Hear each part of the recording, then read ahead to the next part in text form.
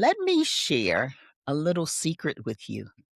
You can be generous with your time and resources without going emotionally or financially broke. If you're tired of being the family and friend 911 emergency contact, like you're on call 24/7, this episode is for you. In her book, Set Boundaries, Find Peace, therapist Nidra Glover Twab outlines these signs that you need boundaries. You feel overwhelmed. You feel resentment towards people for asking you for help. You avoid phone calls and interactions from people you think might ask you for something. You make comments about helping people and getting nothing in return. You feel burned out. You frequently feel like dropping everything and disappearing. You have no time for yourself. Well, sis, by the end of this episode, you'll walk away with scripts and strategies to set loving boundaries, protect your peace, and stop feeling overwhelmed.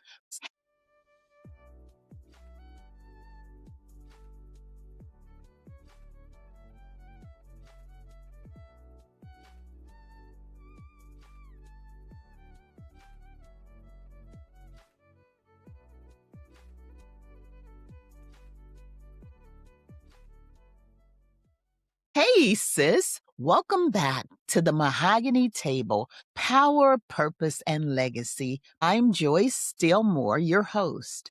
And this is the place where Black and Brown women 50 and over stop shrinking, stop over-serving, and start living with intention. Today's episode, Stop Being the Family's Emergency Contact. Boundaries that don't break you. Let me start by saying every family has that one person that everyone calls. This is the person who listens, supports, nurtures, and is the mind of reason, and is always there to lift others. So let me ask you, are you that person?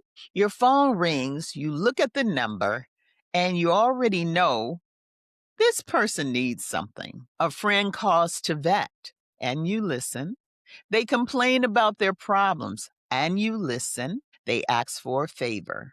Or they have a quick question that turns into a 2-hour situation. So, because you're capable or available, you become the default. Sis, we're the strong ones. We're the fixers, the problem solvers, the go to it person, the prayer warriors, the mind of reason, and the glue. But here's the problem. Being the glue can make you feel stuck. It can be overwhelming. If you've ever said, I'll do it because no one else will, or because you feel guilty and think it's the right thing to do, they need me. Well, pull up a chair and join me here at the Mahogany Table for a living room chat. Sis, if this is already hitting home, do me a favor. Type boundaries in the comments and say, that's me. If you've been carrying folks like a moving truck and you want to share this with one sister who's tired of being everyone's plan A. Here's why this nurturing behavior shows up for so many of us. Because we were raised to be respectful, helpful, loving, and loyal, especially to family and close friends. So many of us were taught, don't say no to your mom. Family comes first. Don't be selfish.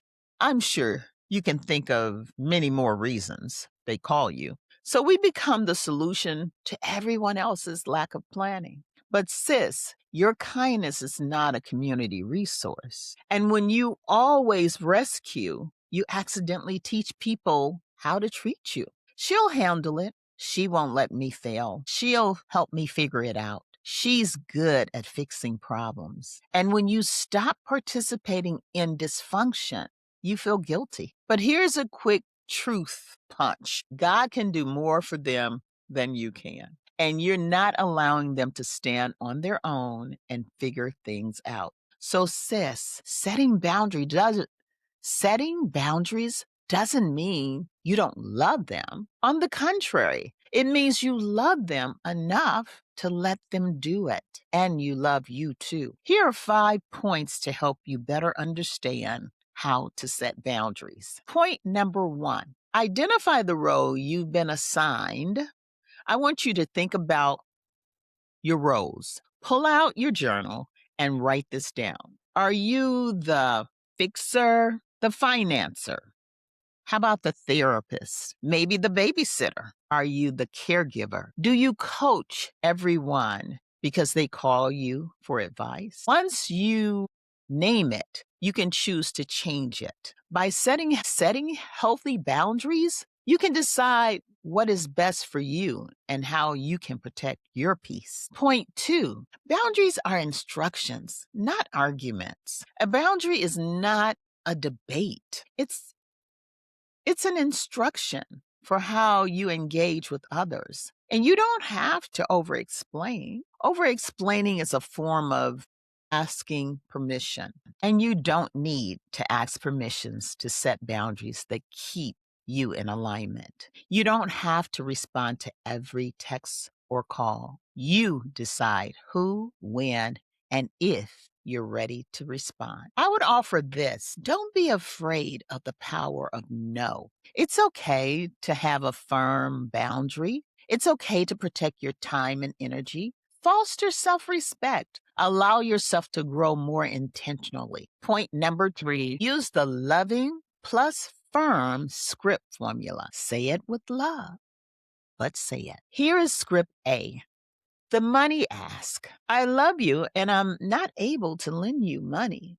What I can do is help you create a plan or identify resources. Script B, the time drain. Hey, sis, bro, I can talk for 10 minutes today. If you need more, we can schedule a time this weekend. Script C, the last minute emergency, goes like this. It's nice of you to consider me, but I can't do last minute requests. If you let me know 48 hours ahead, I can see if I'm available. And script D, the emotional dump.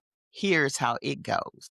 I care about you, but I'm not in a space to process that at this level. That's over my head.